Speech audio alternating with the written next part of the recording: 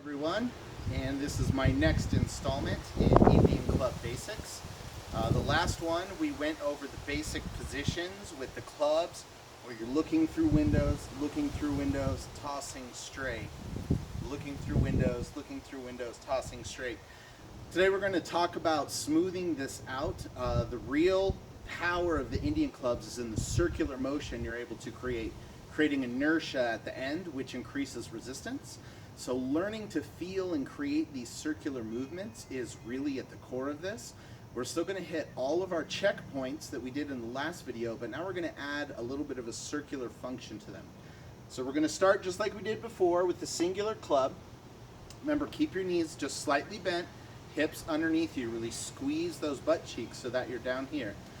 And we're going to start with a single club. Remember, in our last video, look through the window, open, throw.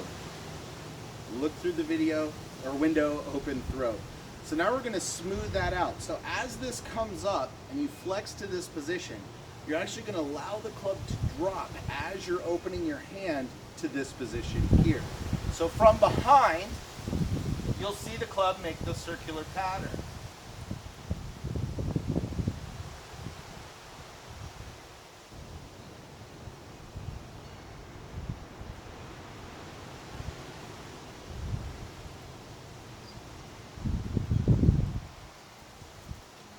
So notice that circle that we're creating on the back portion of this.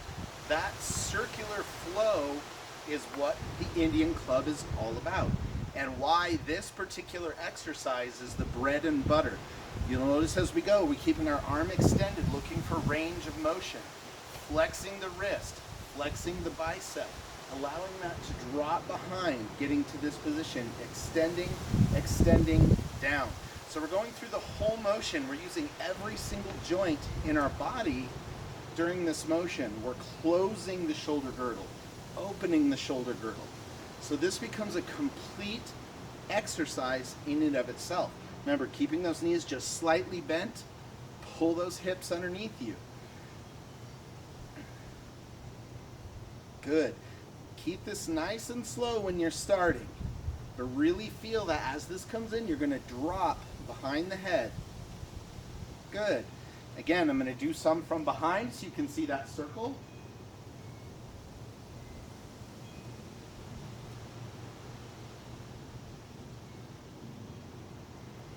And with the other hand.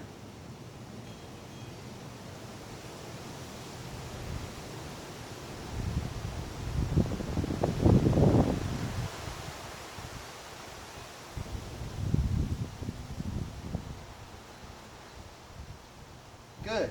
Well, we have one direction, of course we have the other. On this particular one I was lifting, so this time we're going to lift to the outside. So it goes behind the head first. So as you come here, remember, let that tip drop before you throw out. We're trying to create a nice circle as we do this behind the head. So we're opening the girdle first, closing the shoulder girdle. Notice there's that window every time. Learning to let the tool create the circle and moving your body around the momentum is the challenge of these exercises. Again, from behind so you can see the circle.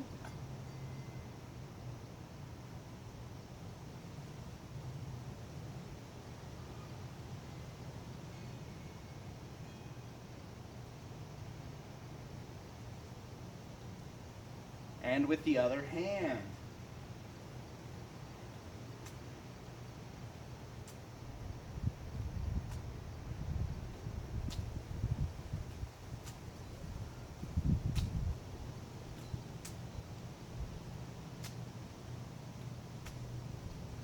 Good. I'm going to do this hand to the front. Here, remember, lift, pull so that you're looking through. Throw across the body.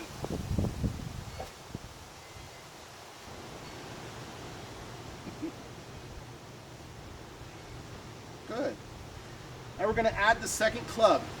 This really isn't any different than our last video, other than we're going to start really focusing on those circular movements. So, first exercise will be just like on the other ones where we have both our clubs following one another. They're both going in the same direction. So we're going to lift, look through the window of one, out the window of the other, creating that circular motion with both clubs behind the shoulders. Notice when I create these circles, the clubs are going behind both shoulders at the same time.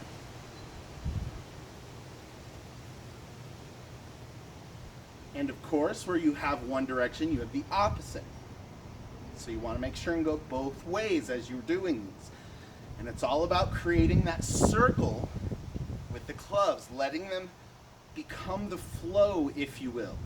This is where the idea, when people talk about these being flow exercises, this circular motion, learning to feel it and letting the club itself create the flow, and you're just moving your body around it. You're not using your body to create it so much. Learning to really feel that with practice is where the challenge is. We're going to do it from behind so you can see.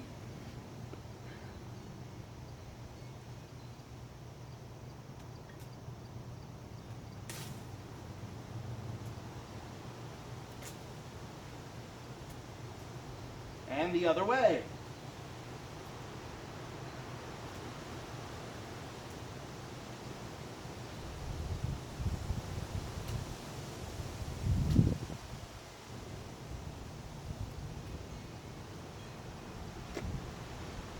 Good. Next exercise, just as in the last video, we're going to have our clubs crossing.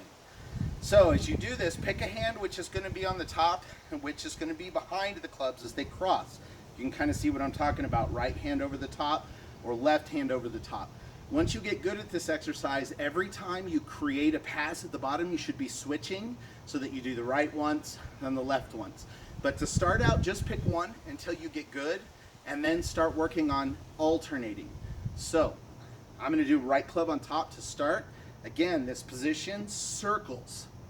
And you'll notice each time, now the left club's on top, right club's on top, left club's on top. But it's all about creating those circles. Again, notice both the clubs create the circle behind my shoulders. Good. And where you have one direction, you should have the other. Really, on this exercise especially, focus on what you're doing with your scapula behind you.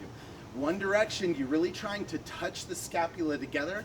The next direction, you're really trying to collapse them so that your elbows come in on one another. So you're really working on the motion of the joint going back and forth. So if I'm standing sideways, the joint going forward and opening. This motion with the shoulder, this particular exercise stresses immensely. And it's actually a really, really good one. People who have rotator cuff problems and issues, this is a great one, learning to strengthen all those muscles that support the scapula to create the structure of the shoulder. This is a really good exercise. So again, behind, so you can see the circles that are being created. Notice on this one, I really pinch my scapula together as that circle is created.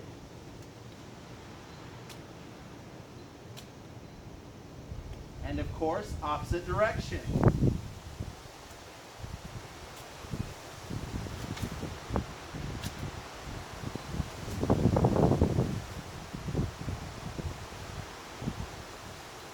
Good.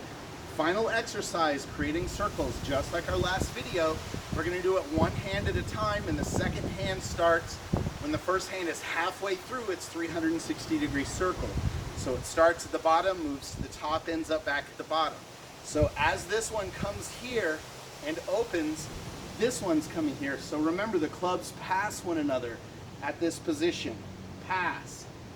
And so whichever club is on the top, this direction creates the circle while the other one goes here.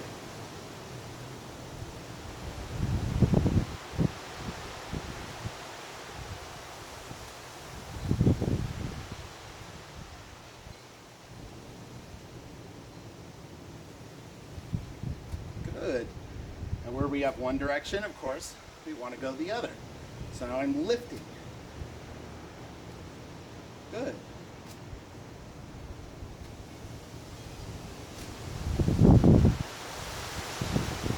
and I'll do them behind so you can see the circle.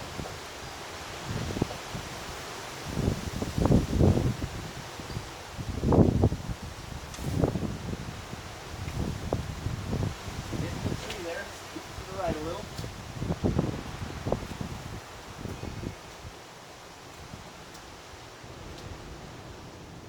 And of course, opposite direction.